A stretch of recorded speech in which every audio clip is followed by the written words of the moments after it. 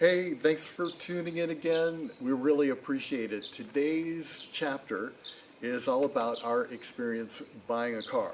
I'm going to tell you what drove us to buy and our search, financing, and where we ended up making our purchase. Then I want to go over some of the European brands that you may not be familiar with. I know I wasn't before we came here. I figured that when we started renting, it would be all Fiats, and to a degree that's true. And you do see a lot of Fiat cars here, but there are other ones too, like the Citroën and the Renault that I'd like to show you a few pictures of and go over as well.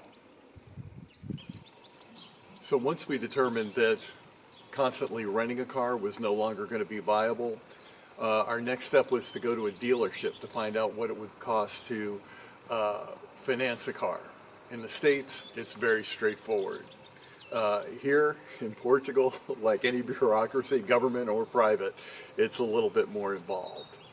And our main limitation was the financing was limited to as long as our visa was, which in our case is 2 years. So with that in mind, we went back to the drawing board. Well, it just so happened that we had a trip to Lisbon planned because the annual Millennium Tennis Tournament in Estoril, which is right outside of Lisbon, was taking place the very first week in April. So we figured we would combine the trip. So based on our rental car experience, we learned what we liked and what we didn't like. So based on that, Glenda made a list of cars that we were interested in and dealerships that had those cars, and off we went. The first dealership we went to, we didn't even go to because it didn't exist. We couldn't find it. We went to another place, the car had already been sold.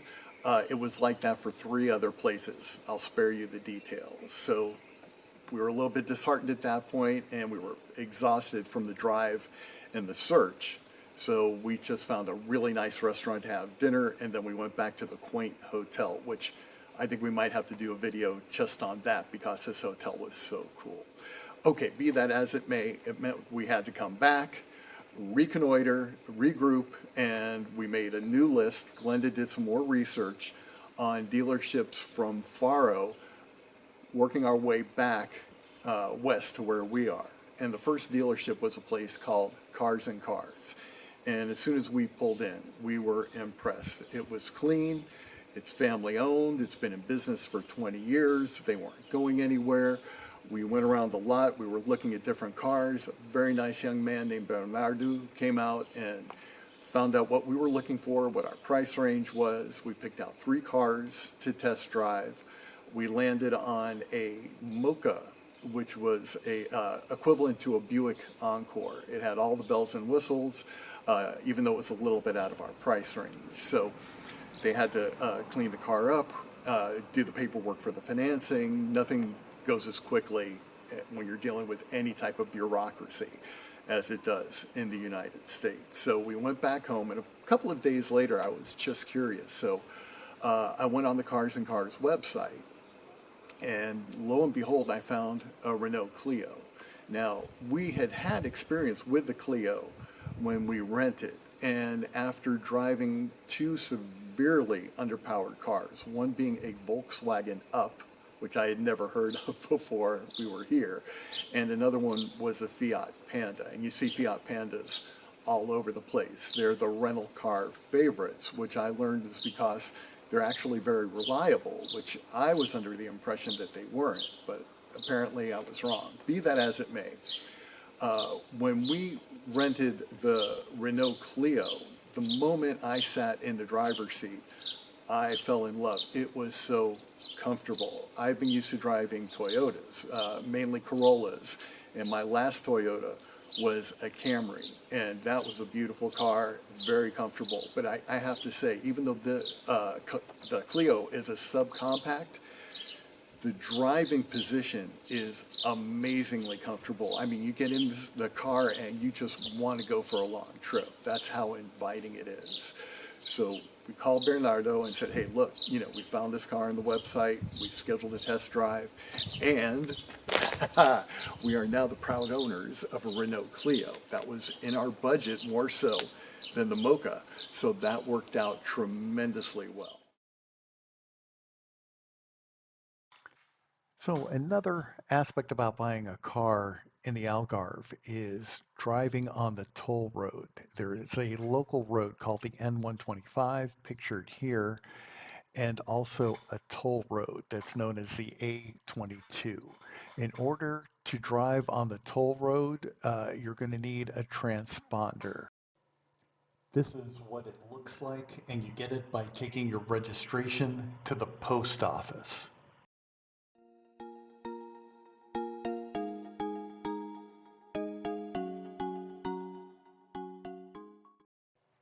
All right, so one of the first European car brands we're going to look at is the Citroën. This model here is the C4. It was one of the nicer models that we were able to rent. The only thing that we didn't like about it, you had to turn off the lane keep assist every time you started the car, because when you go down the road here on the local road, there are a lot of posts, and if you don't have that on and you want to avoid a biker, then the car tries to steer you the other way. So we found that to be quite disconcerting. Other than that, though, it was a fantastic car. This model Citroen is a cactus. We looked at it when we were at Cars and Cars. One of the attractive features was that it was an automatic. Very few cars in Europe are automatics. But if you don't know how to drive a stick, then I highly recommend learning to do so before you come out here, because like 98% of the cars here are stick. Next up is the DS series. When I first saw these cars, I had no idea what the manufacturer was, because all it said was DS. But then I later learned that DS is like the Acura to Honda brand for the Citroens. DS meaning different spirit. So when you see the diamond emblem, then you know you're looking at the other French car manufacturer, Renault. This is a shot of a Capture. This is the compact car that's one class above our car, which is the Clio. And this is actually the Clio that we bought from Cars and Cars. So my original plan was to do several more cars, but it seemed like the video was getting a little bit long, and I could do a whole other video on car brands here in the Algarve, let alone Europe. So I decided to just cut it short at the amount of cars that I did. If you guys have any questions about any other car brands, maybe I'll be able to answer, because like I said, we rented all kinds of cars. So thanks for watching.